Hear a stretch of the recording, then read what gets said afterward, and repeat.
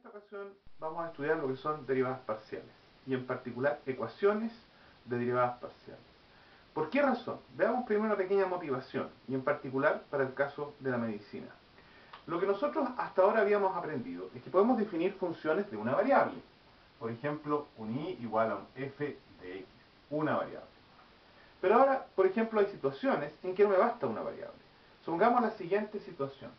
Yo tengo en esta ubicación acá, voy a hacer un sistema unidimensional, acá tengo la distancia x, mi eje x, y originalmente en el tiempo yo voy a agregar, por ejemplo, esto es un líquido, y yo quiero diseminar en este líquido una cierta sustancia, por ejemplo un medicamento.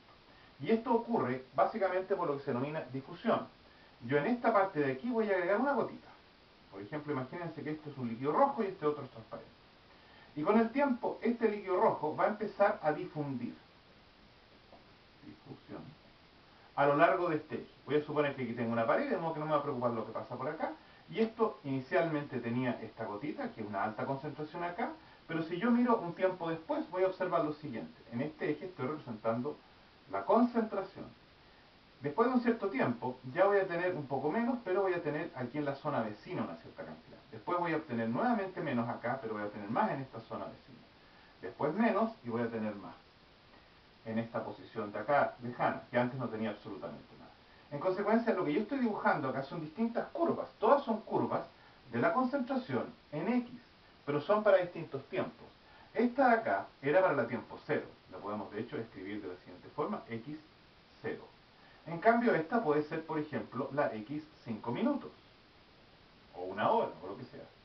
Y la pregunta que nos va a saltar y que nos interesa es saber, por ejemplo, cuánto llega a este lugar, que es por ejemplo una distancia de 20 centímetros del lugar donde nosotros podemos agregar esta sustancia, y en qué tiempo. O sea, la curva que estamos buscando es una curva de la concentración en, por ejemplo, 20 centímetros en función del tiempo. Vamos a hacer, un poco.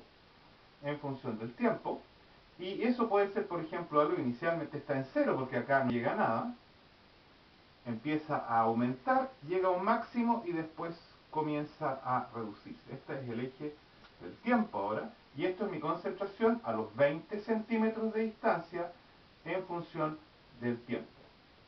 Lo que estamos observando acá es que primero está llegando por difusión. Si ustedes se fijan, esta curva se está aquí repartiendo en buenas cuentas. Este punto primero, cuando estamos acá no llegó nada, aquí todavía tampoco, porque está prácticamente plano acá. Sin embargo, cuando ya estamos en 5 minutos, aquí ya está elevándose este nivel, o sea, está llegando a este lugar. Sin embargo, después va a continuar difundiendo, y tarde o temprano lo que vamos a tener es una curva que es nuevamente más inferior, pero llega mucho más lejos, o sea, lo que llamaríamos la dilución.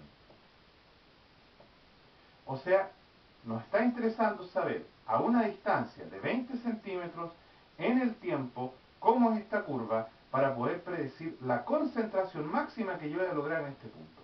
Y todo el tiempo estoy trabajando con la concentración como una función de la posición donde yo me encuentro y del tiempo, o sea, de dos variables. Necesitamos conocer las ecuaciones y al final poder resolver para obtener estos perfiles que nos permiten predecir cómo va a llegar y en qué cantidad y en qué tiempo, por ejemplo, un medicamento a una cierta posición si el mecanismo es difusión. Y hay otros mecanismos más, todos muchas veces tienen justamente eso, una ecuación que depende de dos o más variables.